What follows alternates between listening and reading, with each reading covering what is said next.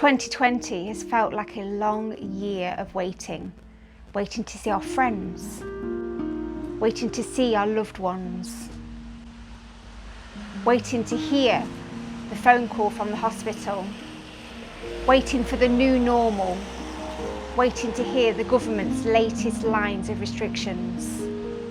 Waiting.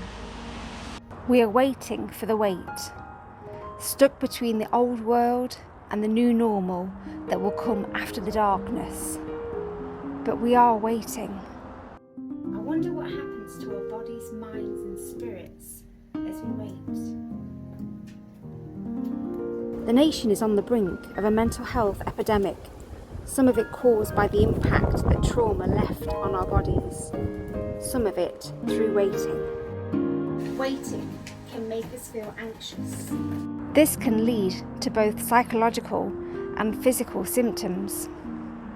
Waiting can be boring. We can lose focus of what we are called to do, filling the boredom with box sets, endless scrolling through social media, overeating and nothingness. Waiting can drain us of energy, making us feel lethargic, empty and tired.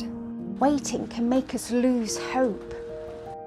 Hope that things will get better. Hope that life will resume. Hope that we will survive. Hope that God is in the midst of it all. Waiting during a pandemic can be hard. You see, sometimes waiting is good. In the waiting we can learn new things. And learning how to be patient is one of those things. You cannot control the virus, but you can control your mind. Feelings are much like waves. We can't stop them from coming, but we can choose which one to surf. Look for the good in the everyday, the little blessings that are peppered throughout. When you can't see family or friends, remember the good times that you had, knowing that this season will pass. When you wonder if life will ever be normal again, think of all those who have lost loved ones. For them, life will never be the same again. Exercise your body and your mind. Set yourself a walking or running goal each month. Write a handwritten letter to a friend. Sleep well, knowing that there are some things that you cannot control. And one day, life will resume as normal. Look after you. You cannot give out of an empty well. Most of all, lean into God.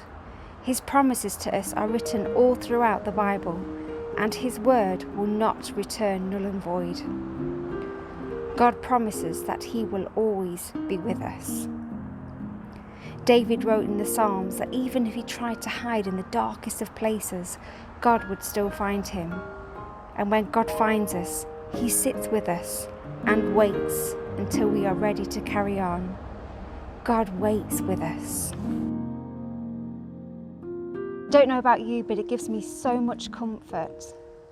God is not hurrying, but He's waiting on me, holding me in my hurts, catching my tears of frustration and pain, promising me that He will never leave me.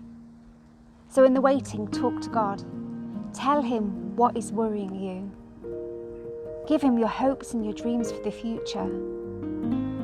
Ask Him for strength in the waiting. When we learn to sit closely with God, we learn to hear His small, encouraging whispers.